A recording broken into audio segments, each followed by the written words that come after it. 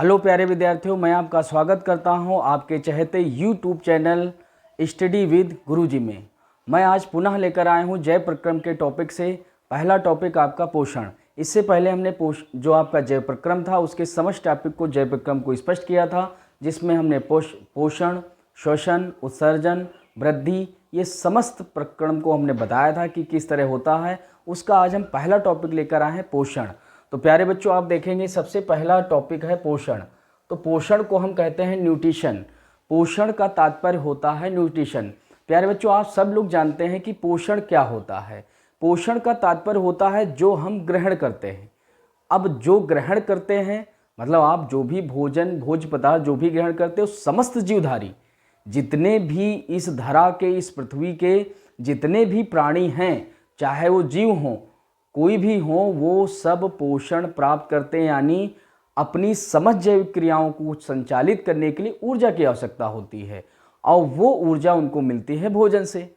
तो इसमें आप जानते हैं कि जितने भी जीव जो पेड़ पौधे होते हैं वो तो स्वयं भोजन का निर्माण कर लेते हैं, लेकिन कुछ ऐसे जंतु हैं जो समस्त जंतु होते हैं वो स्वयं भोजन का निर्माण नहीं कर पाते हैं। तो किसी भी माध्यम से हम जो भोज्य पदार्थ यानी पोषक पदार्थ ग्रहण करते हैं, लेते हैं, उसी को हम पोषण कहते हैं। तो प्यारे बच्चों, आप समझ गए होंगे। हमारा आपको स्पष्ट करना है कि आपको सभी अच्छी तरीके से समझना है, कि आपको याद नहीं करना है।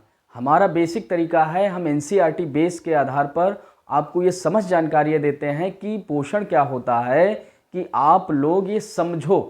पोषण का मतलब हम जो ग्रहण करते हैं, जो भी हम खाते हैं, जो भी पोषक पदार्थ खाते हैं, आप सब्जी खाते हैं, दाल खाते हैं, फल खाते हैं, जो भी हम ग्रहण करते हैं वो सब पोषण है। बस इतना आपको समझना है, जो भी हम ग्रहण करते हैं भोजन के रूप में वो सब पोषण है। तो देखो प्यारे बच्चे, क्या लिखा? समस्त जीवधारी अपनी समस्त जैविक क्रियाओं के संपादन करने हेतु। तो प्यारे बच्चों, हमने बताया हम क्यों करते हैं? समस्त जैविक क्रियाओं का संचालन करते हैं। भाई शोषण है, पोषण है। जैसे इस समय हम आपको पढ़ा रहे हैं तो हमारी एनर्जी खत्म होगी, ऊर्जा खत्म हो रही, तो ऐसी बहुत सारी क्रियाएं होती हैं हमारे शरीर के अंदर। बाह्य हम क्रियाएं करते हैं, उसके लिए हमें ऊर्जा की आवश्यकता होती है, और वो ऊर्जा हमें कहाँ से मिलेगी? भोजन से। तो समस्त जीवधारी अपनी समस्त जैविक क्रियाओं के संपादन हेतु ऊर्जा की आवश्यकता होती है। मतलब संपादन करने के लिए क्या होती? ऊर्जा की आवश्यकता होती है। और इस ऊर्जा को प्राप्त करने हेतु भोज्य पदार्थों को ग्रहण कर उसे उपयोगी ऊर्जा, यानी हम क्या करते हैं? भोज्य पदार्थों को ग्रहण करते हैं और उसे उपयोगी ऊर्जा में बदलते हैं। और जब उपयोगी ऊर्जा का तात्पर्य है जो शरीर के लिए आवश्यक है, और इसी को हम क्या कहते हैं? पोषण कहते हैं। इसी को हम क्या कहते हैं प्यारे बच्चों? पोषण कहते हैं। और अगर आप और इसे सरल परिभाषा में लिखना चाहते हैं तो हम कह सकते हैं जीवधारी अपनी समस्त जैविक क्रियाओं को संचालित करने के लिए जो भी ग्रहण करते हैं भोज्य पदार्थ, उस सब को हम पोषण कहते हैं। तो प्यारे बच्चों, आप पोषण समझ गए होंगे। जो हम खाते हैं, जो ग्रहण करते हैं, वही पोषण होता है, वही प्रक्रिया पोषण है। अब बात आती है कि पोषण कितने प्रकार का होता है। तो पोषण कितने प्रकार का होता है प्यारे बच्चों? तो देखिए क्या होता है, काइंड्स ऑफ न्यूट्रिशन। मतलब ये पोषण जो होता है कितने प्रकार का होता है, इसको समझना बहुत जरूरी होता है। तो पोषण की विधियां, जिस आधार पर जो जीव हैं वो जिस प्रकार भोजन को प्राप्त करते हैं, यानी पोषक पदार्थों को प्राप्त करते हैं, उसके दो तरीके हैं प्यारे बच्चों। सिर्फ कितने हैं? दो तरीके कौन कौन से हैं? पहला आपका हो जाएगा परपोषी पोषण।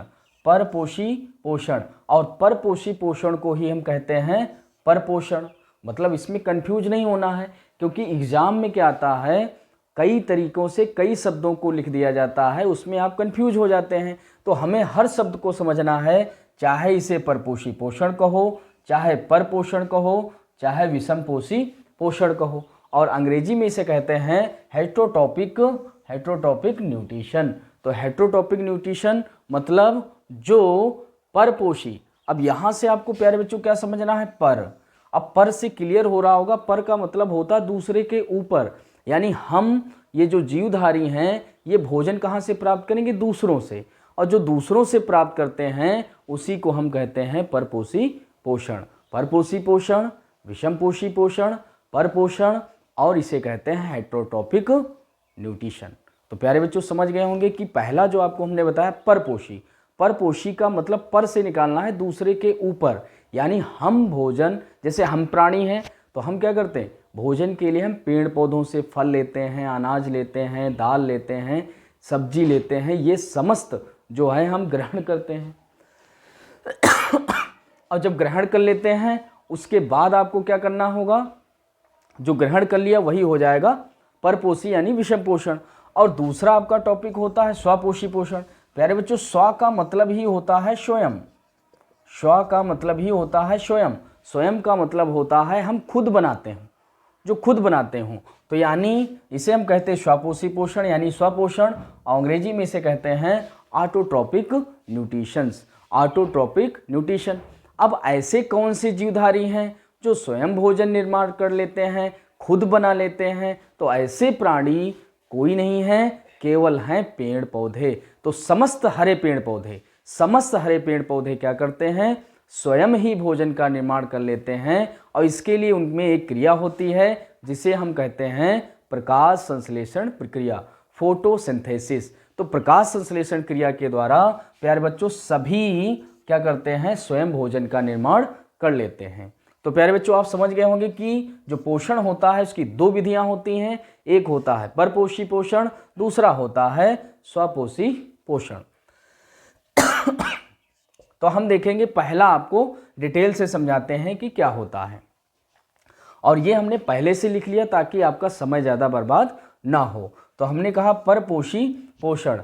परपोषी पोषण जैसा कि हमने बताया था, परपोषी पोषण, परपोषण, विषमपोषी पोषण और हेटेरोट्रॉपिक न्यूट्रिशन।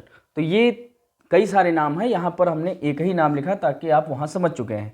तो परपोषी पोषण जिसे हम कहते हैं हेटेरोट्रॉपिक न्यूट्रिशन।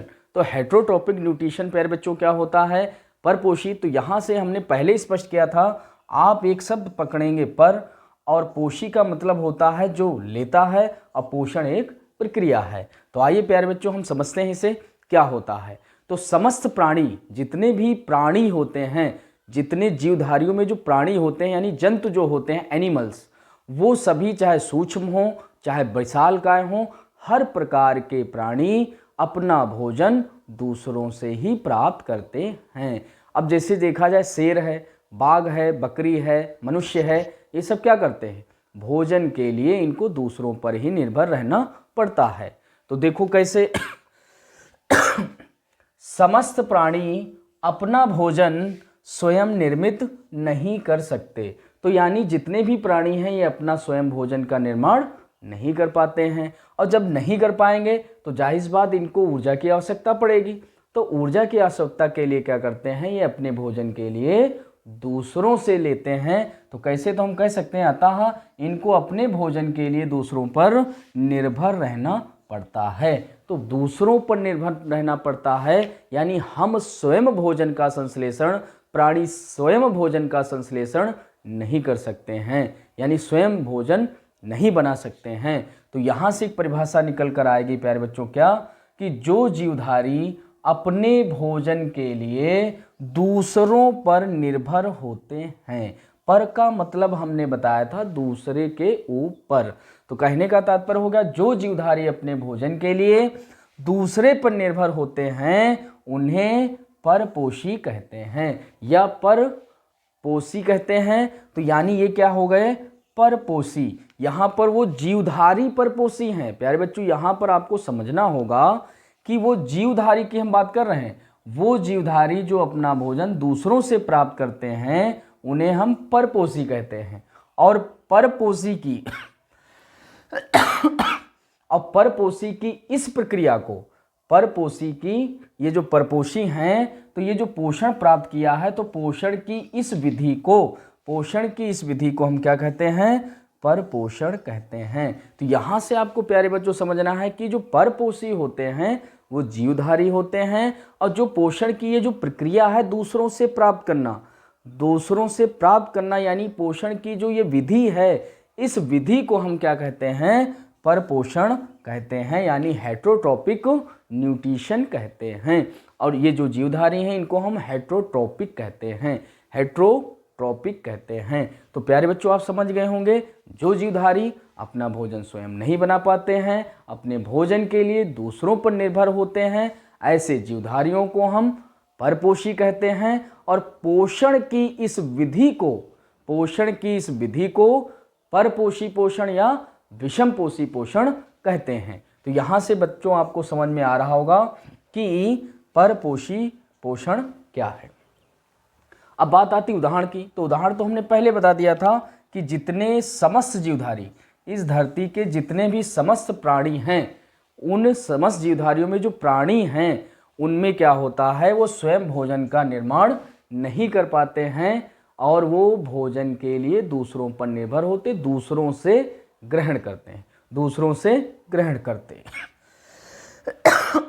लेकिन इसमें एक अपवाद है, और अपवाद में होता है युगलीना।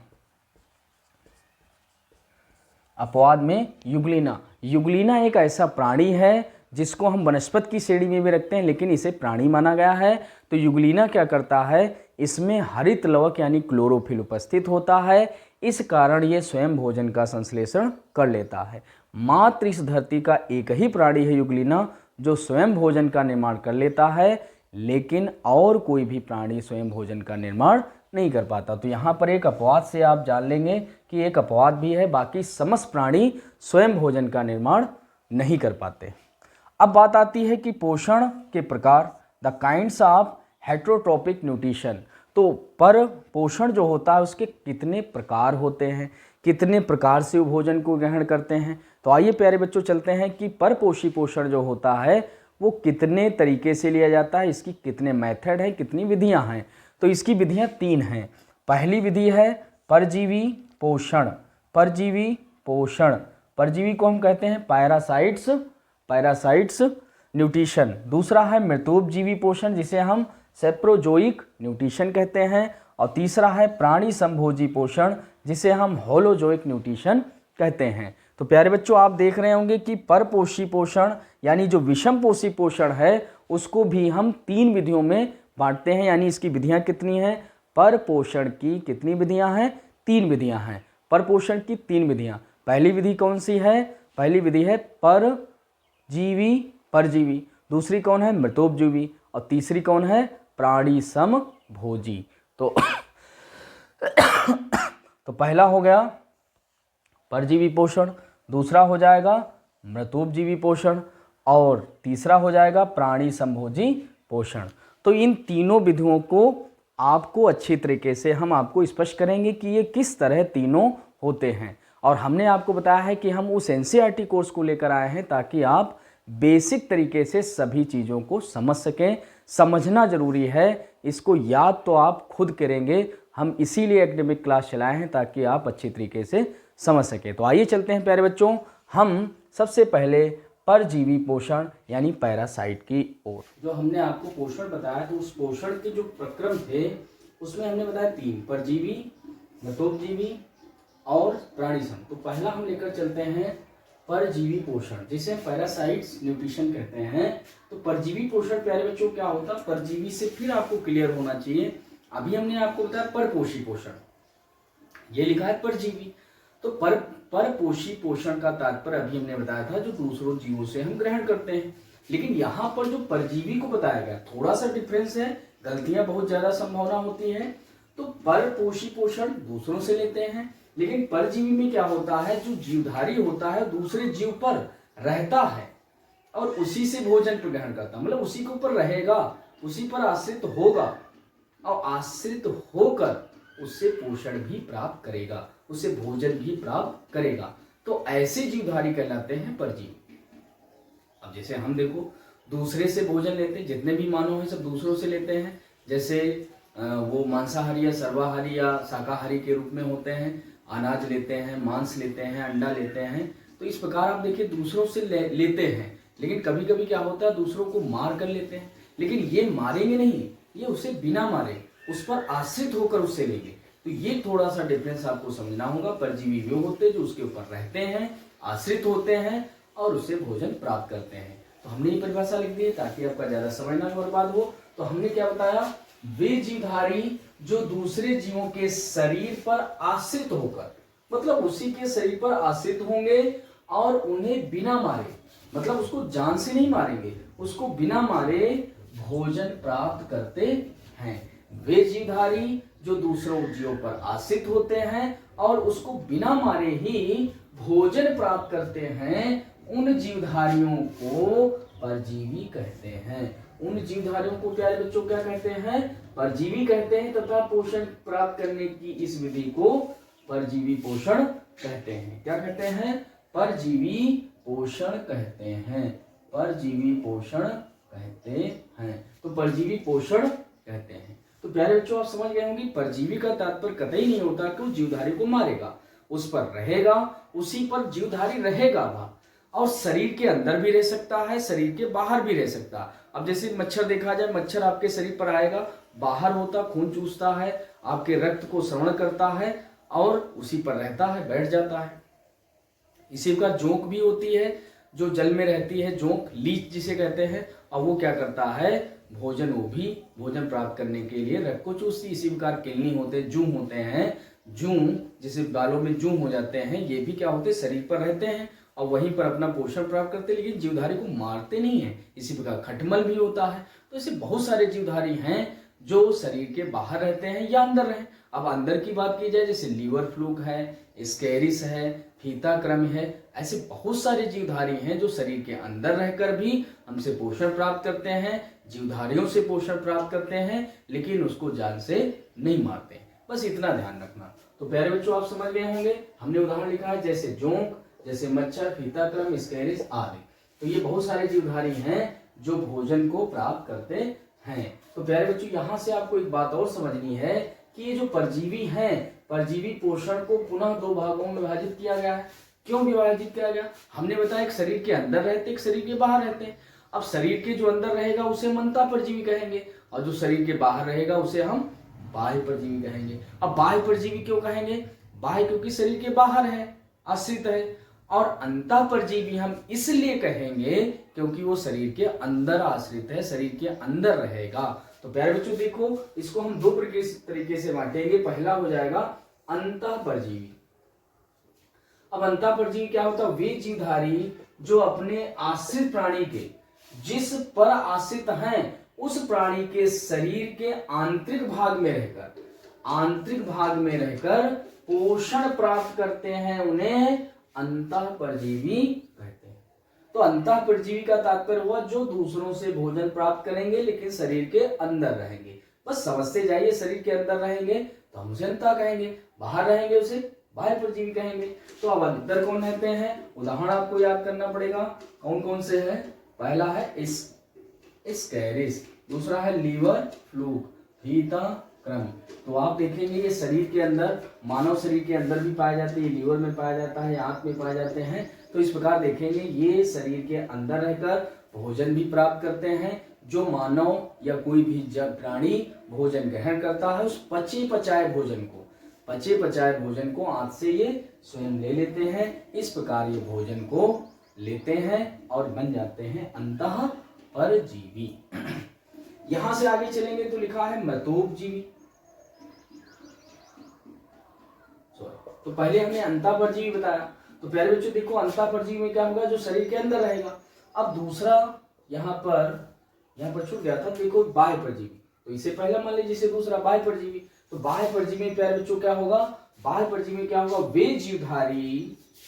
वे जीवधारी जो अपने आश्रित प्राणी के शरीर के ऊपर रहकर, मतलब शरीर के ऊपर रहेंगे, शरीर के बाह्य आवरण में रहेंगे, अर्थात बाह्य शरीर से पोषण प्राप्त करते हैं।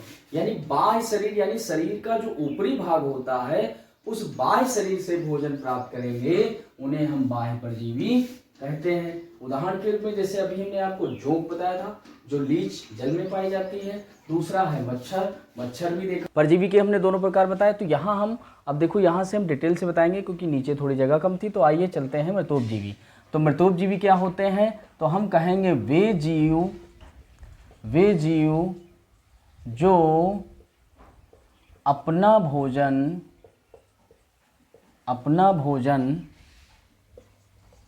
मृत जीवों से प्राप्त करते हैं, उन्हें मृतोपजीवी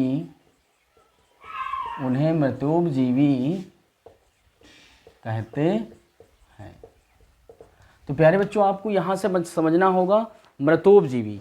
अब देखो यहाँ से समझो कैसे, मृत, यहाँ पर क्या निकल रहा है, मृत, और मृत का मतलब होता है डेड, यानी जो मर जाता है, डेड हो जाता है, उस मरे हुए शरीर से, उस डेड हुए शरीर से जो भोजन या पोषण प्राप्त करते हैं उसी को हम कहते हैं मृतोपजीवी। अब जैसे बहुत सारे देखे होंगे कि जो किसान लोग होते हैं वो खेती करते हैं, उनके द्वारा जैसे धान के खेत में पलाई निकलती है, पताई निकलती है, वो गन्ने से पताई निकलती है, वो सब क्या करते हैं, वो आप डाल देते हैं। डालने के बाद देखा होगा वो सड़ जाती, सड़ती कहाँ से, तो अब आप सड़ती क्यों है, ये भी रीजन है, क्योंकि विज्ञान कहता है बिना कारण के, बिना रीजन के कोई भी क्रिया नहीं होती है। तो वहाँ पर क्रिया कौन होती है, मृतोपजीवी, क्योंकि ये जो जीव होते हैं क्या करते हैं, मरे हुए मृत जो पदार्थ होते हैं, जो मृत प्राणी होता है, मृत अंश होते हैं, उसी से भोजन प्राप्त करते हैं, इसलिए इन्हें हम मृतोपजीवी कहते हैं। अब उदाहरण के रूप में कौन है, तो हम कहेंगे कवक होते हैं, हम कहेंगे ईस्ट होते हैं, हम कहेंगे जीवाणु होते हैं।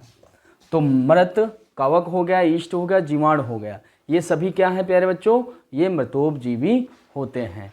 तो मृतोपजीवी, और इसके बाद अब हम चलेंगे प्राणी संभोजी पोषण की ओर। तो अब हम चलते हैं प्राणी संभोजी पोषण की ओर। तो प्यारे बच्चों, आप देखेंगे प्राणी संभोजी, प्राणी का तात्पर्य होता प्राणी और सम माने समान, यानी प्राणियों के समान जो भोजन ग्रहण करते हैं, ऐसे जो प्रकार होते हैं उसे हम कहते हैं प्राणी संभोजी पोषण।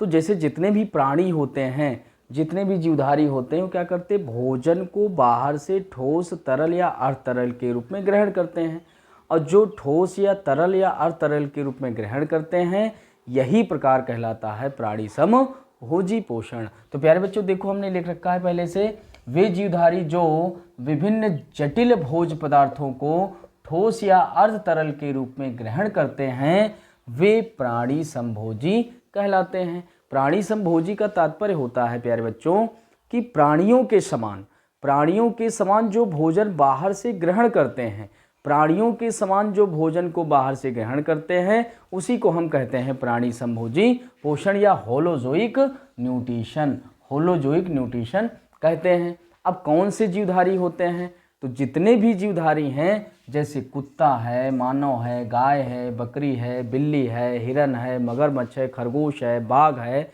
ये समस्त जीवधारी, समस्त प्राणी क्या कहलाते हैं, प्राणी संभोजी कहलाते, क्योंकि ये बाहर से ठोस पदार्थ के रूप में भोजन को अनाज के रूप में, फल के रूप में, सब्जी के रूप में ग्रहण करते हैं। तो प्यारे बच्चों, आप ये समझ गए होंगे। अब जब ये हो जाता है तो आपको यहाँ पर ये समझना होगा कि अभी तक हमने आपको बताया भोजन के ग्रहण करने की विधियों के आधार पर पोषण, भोजन को ग्रहण करने के आधार जो विधियां थी उसके आधार पर हमने डिवाइडेशन किया। लेकिन अब हम बताएंगे भोजन को पसंद के आधार पर, मतलब भोजन किस आधार पर कौन सा जीवधारी कैसे पसंद करता है, तो उस आधार पर पोषण किस प्रकार का होता है। तो भैया ये जो भोजन की पसंद के आधार पर है, इस प्रकार का पोषण 3 प्रकार का होता है। तो पहला हम बताएंगे शाकाहारी। अब शाकाहारी क्या होता है, तो शाकाहारी प्यारे बच्चों जानते हैं, जो जीवधारी अपना भोजन पेड़ पौधों से ग्रहण करते हैं, पेड़ पौधों से ग्रहण करते हैं। अब पेड़ पौधों मतलब पेड़ हैं, पौधे हैं, उनकी पत्ती खाएं, उनके फल खाएं, उनके अनाज खाएं, जीव कुछ भी खाएं, मतलब पेड़ों से ही लेना होगा। अब पेड़ों से ही केवल लेते हैं, उन्हीं को हम कहते हैं शाकाहारी। अब जैसे आपने देखा होगा बकरी क्या करती, पत्तियों को खाती है, गाय देखा आपने चारा खाती, लेकिन चारा के रूप में वो क्या करती है, वनस्पति को ही खाती है। भैंस है, हिरन है, ये सब जीवधारी क्या करते हैं, पेड़ पौधों से ही भोजन को प्राप्त करते हैं। बड़ा आसान है। साग, शाकाहारी हमने इसलिए कहा क्योंकि साग सब्जी, ऐसे याद रखना, साग सब्जी तो पेड़ पौधों से प्राप्त होती है, यानी शाकाहारी वो होंगे जो साग सब्जी यानी पेड़ पौधों से ही भोजन केवल लेंगे, पेड़ पौधों से ही केवल भोजन लेंगे, वही क्या कहलाएंगे, शाकाहारी कहलाएंगे। तो बकरी, गाय, भैंस, हिरन ये क्या हो जाएंगे, शाकाहारी होंगे। दूसरा आपके सामने है मांसाहारी। तो प्यारे बच्चों, मांसाहारी आपको लग रहा होगा ये मांस होता है, तो जो मांस को ग्रहण करेंगे यानी केवल मांस को लेंगे।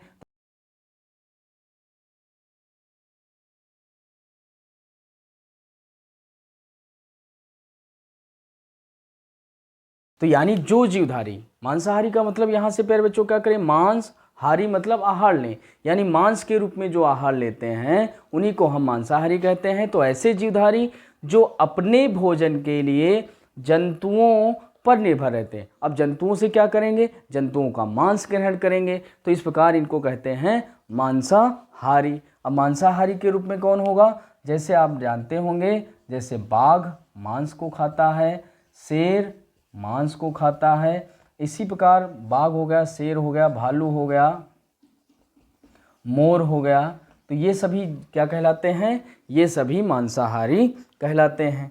और इसी प्रकार अब हम तीसरे पर चलेंगे, पसंद के आधार पर है। जो घास फूस पसंद करते हैं, पेड़ पौधे, शाकाहारी, मांस पसंद करते हैं, मांसाहारी। और तीसरा है आपका सर्वाहारी। अब सर्वाहारी का मतलब है सर्व, सर्व माने होता सब कुछ, आहारी माने आहार, जो सब कुछ ग्रहण कर लें, मतलब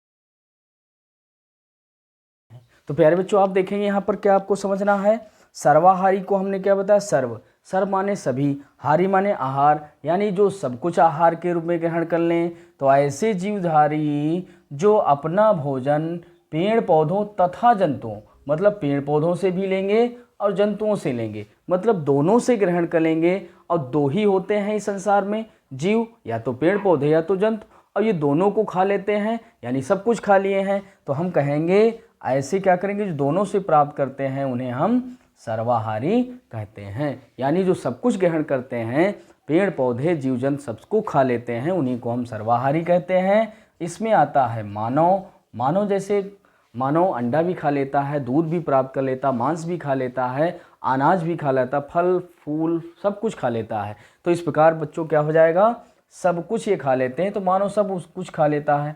कुत्ता भी आपने देखा होगा सब कुछ खा लेता है, तो कुत्ता भी हो जाएगा। बिल्ली भी सब कुछ खा लेती है, तो इस प्रकार बिल्ली भी हो जाएगी। तो प्यारे बच्चों आप समझ लेंगे, मानव, कुत्ता, बिल्ली ये सभी क्या होते हैं, ये सभी के सभी सर्वाहारी प्राणी होते हैं। तो इस प्रकार प्यारे बच्चों आपने समझ लिया कि किस तरह होता है ये विषम पोषी पोषण। संपूर्ण हमने विषम पोषी पोषण को स्पष्ट किया। और अब एक हेडिंग बची है मेन, जो हमने बताया था विषम पोषी पोषण और स्वपोषी पोषण। तो हम चलते हैं स्वपोषी पोषण की ओर। हमने क्या कहा था, ऑटोट्रोपिक। क्या हमने कहा था प्यारे बच्चों, ऑटोट्रोपिक। ये दूसरी हेडिंग हो जाएगी कौन सी, स्वपोषी, स्वपोषी पोषण, स्वपोषी पोषण, या फिर इसी को क्या कहते हैं, स्वपोषण। तो स्वपोषी पोषण क्या होता है, और यह स्वपोषी, इसे हम कहते हैं ऑटोट्रोपिक न्यूट्रिशन। तो ऑटोट्रोपिक न्यूट्रिशन में प्यारे बच्चों क्या होते हैं, तो हम कहेंगे वे जीव जो अपना भोजन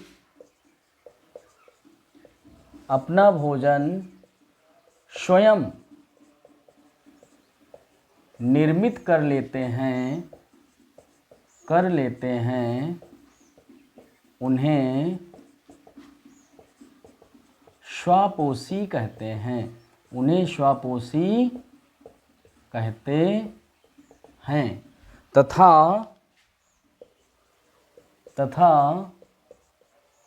पोषण की इस विधि को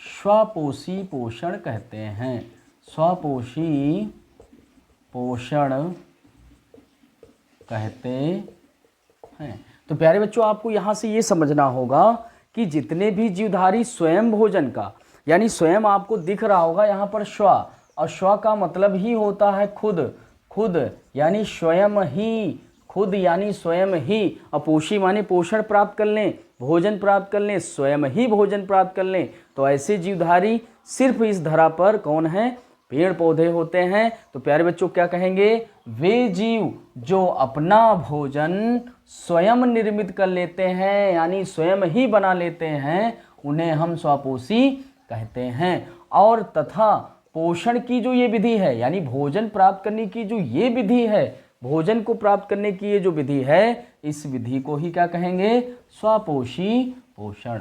स्वपोषी पोषण यानी ऑटोट्रोपिक न्यूट्रिशन। तो ये ऑटोट्रोपिक न्यूट्रिशन हो जाएगा।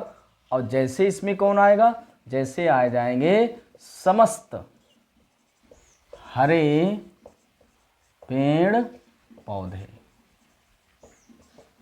यानी समस्त इस धरती पर जितने भी होते हैं पेड़ पौधे, वो समस्त पेड़ पौधे क्या हैं, स्वपोषी हैं। इसके अतिरिक्त हमने अभी आपको कौन सा बताया था, युगलीना। क्या बताया था, युगलीना। युगलीना भी क्या है, स्वपोषी होता है। तो प्यारे बच्चों आपने देखा, अब ये बात आती है कि भोजन बनाते कैसे हैं। तो वो प्रक्रिया होती है प्रकाश संश्लेषण। प्यारे बच्चों क्या होती है, प्रकाश संश्लेषण। प्रकाश संश्लेषण प्रक्रिया। तो प्रकाश संश्लेषण प्रक्रिया के द्वारा ही समस्त पेड़ पौधे क्या करते हैं, भोजन का निर्माण करते हैं। और कुछ जीवाणु भी होते हैं। यहाँ पर प्यारे बच्चों क्या समझना होगा आपको, कुछ जीवाणु भी होते हैं। कुछ जीवाणु, तो कुछ जीवाणु क्या करते हैं, रसायन संश्लेषण। कौन सी क्रिया करते हैं, रसायन संश्लेषण क्रिया। तो यानी जितने जीवाणु होते हैं, जीवाणु प्यारे बच्चे जो जीवाणु होते हैं स्वपोषी, वो क्या करते हैं, वो क्या करते हैं, वो करते हैं रसायन संश्लेषण। और जबकि पेड़ पौधे, और जितने भी पेड़ पौधे होते हैं, जितने भी पेड़ पौधे, और कौन सा, युगलीना। युगलीना। तो जितने भी पेड़ पौधे युगलीना है, क्या करते हैं, प्रकाश संश्लेषण। हमने अभी आपको स्पष्ट किया था युगलीना जंतु होते हुए भी क्या है, स्वपोषी है, क्योंकि इसमें हरित लवक होता है। और हरित लवक सूर्य का प्रकाश, कार्बन डाइऑक्साइड और जल की उपस्थिति में प्रक्रिया होती है, जिसे प्रकाश संश्लेषण फोटोसिंथेसिस प्रोसेस कहते हैं। उसी के द्वारा ये भोजन बनाते हैं। और रसायन संश्लेषण जो होता है, केमिकल सिंथेसिस, उसमें कुछ जीवाणु करते हैं, समस्त जीवाणु नहीं करते, कुछ जीवाणु करते हैं। तो इस प्रकार आप देखेंगे ये आपकी कौन सी प्रोसेस हो जाएगी, ये आपकी हो जाएगी कौन सी, स्वपोषी पोषण। और जो प्रकाश संश्लेषण है उससे हम पुनः एक बार आपको डिटेल में बताएंगे प्रकाश संश्लेषण। तो यहाँ तक आपने वॉच किया, आपका बहुत बहुत धन्यवाद। अगर आपको अच्छा लगता है तो वीडियो को लाइक करना, शेयर करना, और चैनल पर आप नए आए हैं तो इसे सब्सक्राइब जरूर कर लेना। इतना हम आपकी मदद करने के लिए आए हैं। तो हमें लाइक के रूप में, आप सब्सक्राइब के रूप में, और कुछ कमेंट के माध्यम से हमें ऊर्जा जरूर देना। तो यहाँ तक किया आपने, धन्यवाद। जय हिंद, जय भारत।